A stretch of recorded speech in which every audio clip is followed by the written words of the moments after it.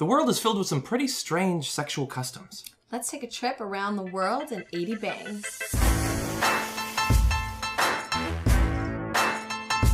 Hannah and John back on another episode of Think Tank. So we are going to travel around the world to 5 different countries and 5 different really awesome, interesting, and I think illuminative sexual customs. Illuminative. Yes. And if you enjoy these sexual customs, guys, don't forget to like the video so that we know to In provide their more. personal life or enjoy learning about them?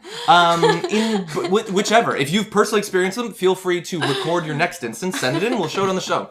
But anyway, the first place we're going to go to is Indonesia. It's a ceremony known as PON. Here are the details.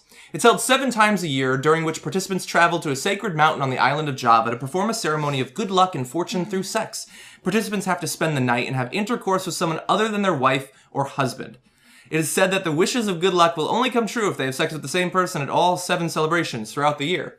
So every year you get to have sex with somebody who's not your spouse 7 times. Yeah, only 7 times a year, Not a big deal. Yeah, so over a decade, It's for good only... luck. Exactly. Okay, it's for good luck. Yeah, here, I would like some good luck and have sex 7 times a year. That would be nice. This is so interesting to me, though, because I feel like, you know, in cultures like this where there's so much rainforest and they're kind of, you know, remote from modern day civilization, what sort of things they come up with.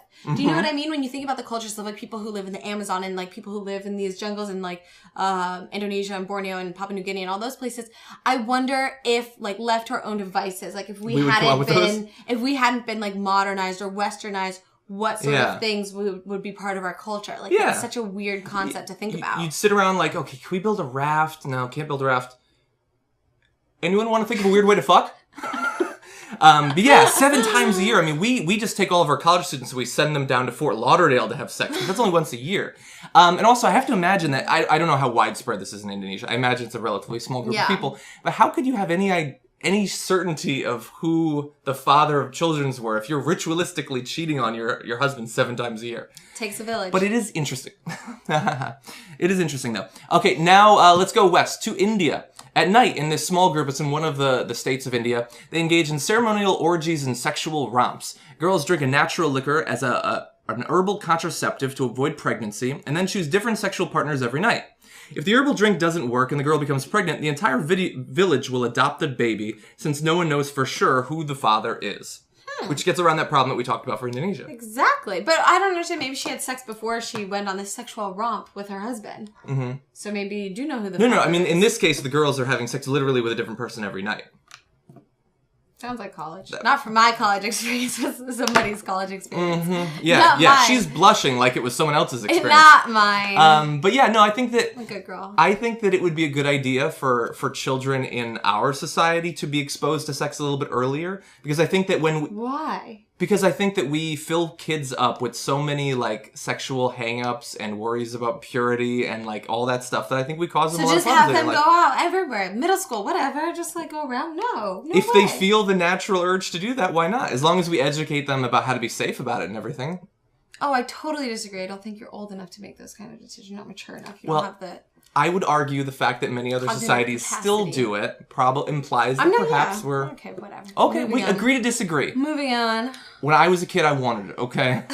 Anyway, now to Niger. At the annual Garawal Festival, Wodabi men dress in elaborate costumes and makeup and then stand in a line in front of women to show off their beautiful teeth, faces, and features. They're very elaborately done up. Women pick new husbands from the men they are most impressed by, and if the new couple leaves without their current husband knowing, they become socially recognized. I don't know exactly how that last part functions in terms of like if they're just like hiding behind... If they sneak away, they're like, wow, you guys are sly. Exactly. You guys are awesome. I like this. I like being you. It's like The Bachelorette. You go through, it's like the exact same idea. Like, here's a rose, here's a rose. Like, let's sneak off. Yeah. The girls get to pick. Just make your teeth look nice. Yeah, we should record it. You are the Garawal or something. I don't know if that's actually linguistically how that works. It's interesting. I mean, it's not that different than like at dances. We have everybody does themselves up and tries to look good for everybody. You go to a bar, you dress up. Girls choose. I mean, I paint my face and everything. Thank God you don't have to choose your husband for that one. Exactly. One. You just choose the person to give you herpes. Okay, now, Papua New Guinea, let's travel down there. Boys from Sambian society are removed from the presence of females at the age of 7 and then live in a community of only males for the next decade. Their skin is pierced to remove contamination brought upon by interaction with women. You know, I've often wondered how I could get rid of that. I mean, it's cooties. Like, Exactly, it's a cootie hole. I'm sorry, I apologize on behalf of all women for the cooties. Don't touch me. For the cooties. Then they consume large amounts of sugar cane. I've been doing that to self-medicate against cooties, to incur nose bleeding and vomiting.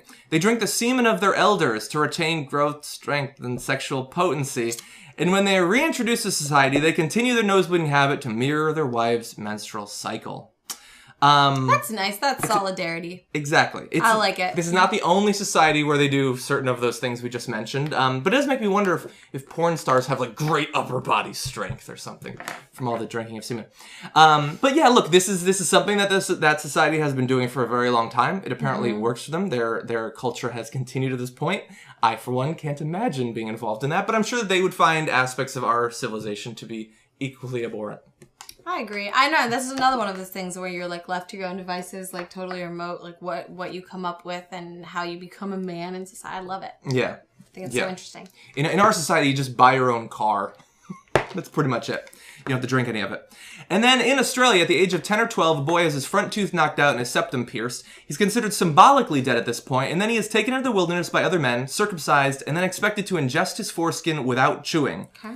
Because chewing would just take away the whole point. Be a little baby. don't be such a little baby. Eat your foreskin.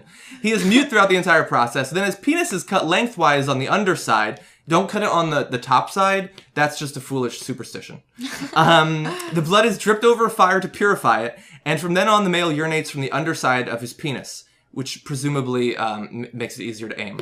Then all the men go hunting, return to camp with food and covered in blood, and the boy is considered reborn as an adult male.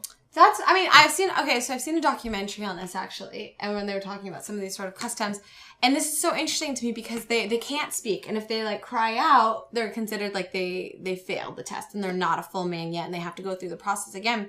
So it's so interesting to me that this is how they like establish their masculinity. Like we just have a bar mitzvah, you get presents and you eat some challah, but like this sounds a little more slice the entire, a little more painful than that. Like saying hi to your aunt. I don't know. I don't know if she like pinches you really hard. Yeah, I'd prefer my penis was cut. Yeah, I mean a lot of societies have these sorts of like rites of passage. I don't know what in modern American society is. I mean, I guess it's like going off and living on your own, proving that you can like support yourself and then support a family. But it's a much more gradual thing. There's no like one line. But I feel like it's more of like a celebratory thing now. Like, oh, you're 18, you're a man now. But like, not really. Yeah, have you talked to an 18-year-old guy? Not a man.